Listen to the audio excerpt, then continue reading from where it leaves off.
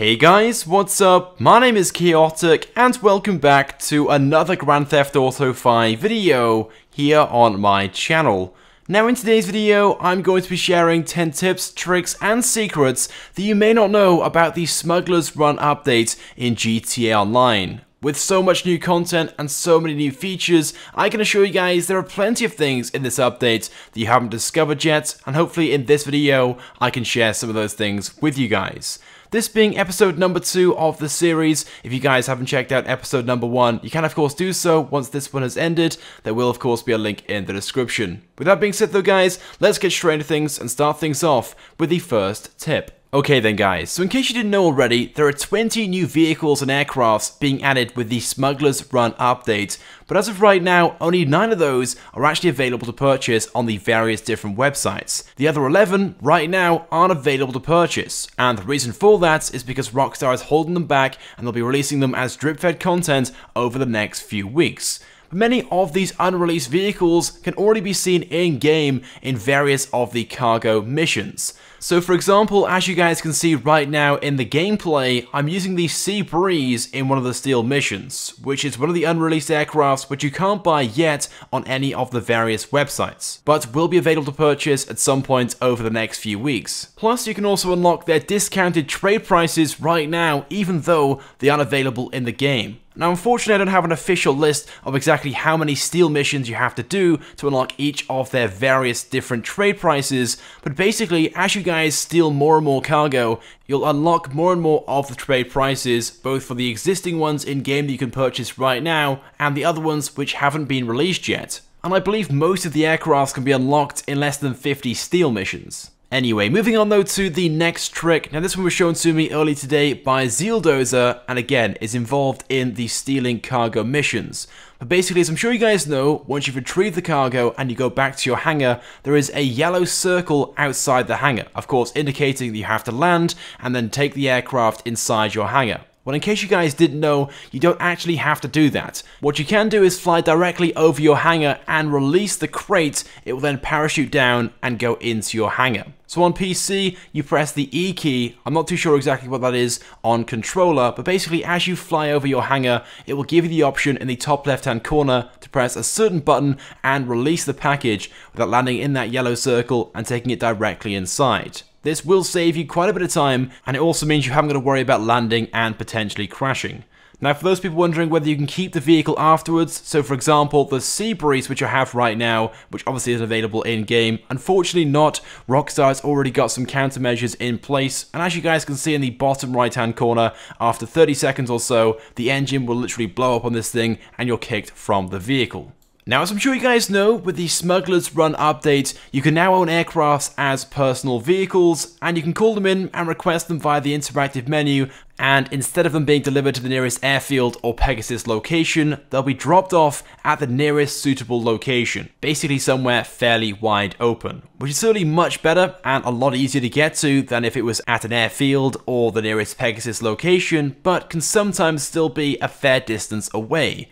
But if you guys own the Havoc, you can of course go onto the CEO option, make your way to vehicles, and you can select the Havoc for free, and it will then spawn in directly next to you if you're near a road. And of course this Havoc isn't your standard personal vehicle either, it is a custom version, and as you guys can see, for example, the window is completely tinted black, which is super cool and you cannot do on the standard Havoc in your hangar. But most importantly, it spawns in instantly directly next to you instead of miles away at the nearest suitable location. Now if you guys, like myself, have already purchased all the aircrafts from the Smuggler's Run update and tried them all out, you may have discovered that the Starling is one of the better ones from the update, with the ability of shooting a machine gun, rockets. It is also jet powered as well, and it can drop bombs. But because of the way this thing is designed, once you run out of your jet boost, the thing is pretty useless, and it will just glide until the boost is recharged. Now, although this thing will recharge its boost in midair, it takes around about a minute or so to fully recharge the boost.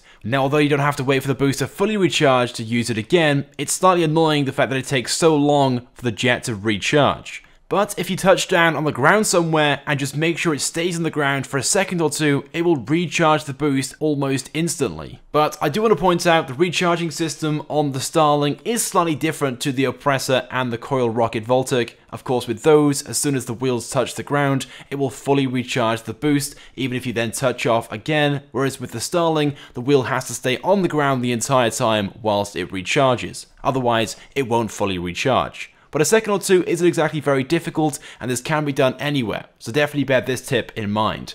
Up next, now did you guys know many of the new aircraft when you get into them give you not just one, but 2 parachutes just for being in them.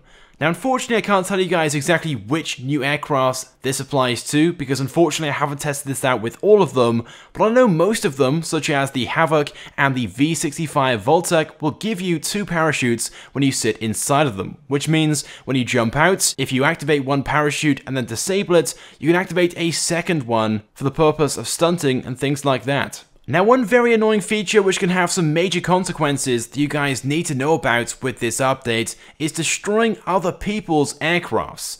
Now, of course, with the ability to now store the aircrafts in a hangar, it means they're all personal vehicles. So whether it's one of the new ones or one of the previously Pegasus exclusives, which you can now store in the hangar. If you destroy them, it's classified as destroying someone's personal vehicle. So not only do you have to pay the insurance cost if you destroy their vehicle, even if they're trying to kill you or grief, but it also means you receive bad sport lobby points. So for every vehicle you destroy, you receive points against your account. And of course, if you destroy a certain number of personal vehicles in a set amount of time, you might be put into a bad sports lobby. Which is super annoying to think, even if there are players in your lobby just killing you over and over and over again with their Hydra, it means if you go and kill them and try and destroy their vehicle in the process, you'll not only have to pay the insurance cost of that, which is $1,000, you'll also receive bad sport points against your account. Now, if you guys want to, you can get your very own Luxor Deluxe without spending $10 million. Instead, spend just 1.6 instead on the regular Luxor, take it inside your hangar, because you can now install Pegasus vehicles, and you'll have the option to respray this to any color you want. Of course, make your way to metals and select pure gold, and you now have yourself a Luxor which looks almost identical to the Luxor Deluxe without spending $10 million. But I do want to point out it's not completely identical. There are a few small differences, as you guys can see whilst I walk around this, and of course you won't have the cigars and the champagne inside to consume whilst being flown around. But even so, you might be able to fool a few people if you invite them into your hangar and try and show them this and convince them it is your Luxor Deluxe. Now, it's also worth mentioning that earlier today, Rockstar announced some new special opportunities in GTA Online, which you guys can take advantage of over the next few days. First of all, starting from today until September 4th, there is a Smuggler'S Snapmatic contest in GTA Online. Basically take some Snapmatics of anything from the Smuggler'S Run update and upload them to the social club with the hashtag Smugglers, with a chance to win $1 million of in-game cash. Now, unfortunately, $1 million won't really buy you all that much from this update. In fact, it won't even reimburse you for most of the content you'll be taking Snapmatics of. But if you guys want the chance to win anyway and be featured on the newswire, then definitely consider doing this if you guys want to. And over the next few days, again until September 4th, you also have the chance to snatch yourself 3 rare and exclusive t-shirts in GTA Online.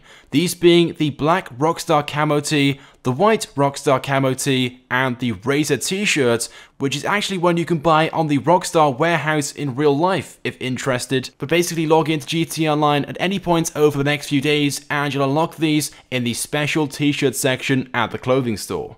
And finally, there's also a few discounts on past DLC items. You can save 25% off of the anti-aircraft trailer from the gun running update, the Karen Technical, the heavy insurgent pickup truck, the armored Boxville, and the BF Raptor. Now personally, I'd recommend saving your money as we have loads of great vehicles on the way over the next few weeks. As mentioned previously, there are 11 in total the Rockstar will be releasing over the next few weeks through special events, and by the looks of things, this current one ends on September 4th, so it's possible that next Tuesday we'll be receiving the first unreleased vehicle, with the Bombushka plane as the most likely choice, but I guess we'll have to wait and see. With that being said though guys, that's pretty much it then for this video. So those are 10 tips, tricks, and secrets that you guys may not know in the Smuggler's Run update. If you guys could drop a like on this video, it would of course be greatly appreciated and it helps me out a lot. Also be sure to leave a comment on this video as well if you guys know of any other tips, tricks, and secrets from the update which other players may not know. And of course, if you guys want to, you can also enter my shark card giveaway every single day this week. I'm giving away $3.5 million. So if you guys want the chance to win, click the link in the description. And if you haven't subscribed to my channel, make sure you do, because I upload all the latest and the greatest Grand Theft Auto 5 content. So as always guys, thank you very much for watching, and I will see you guys next time.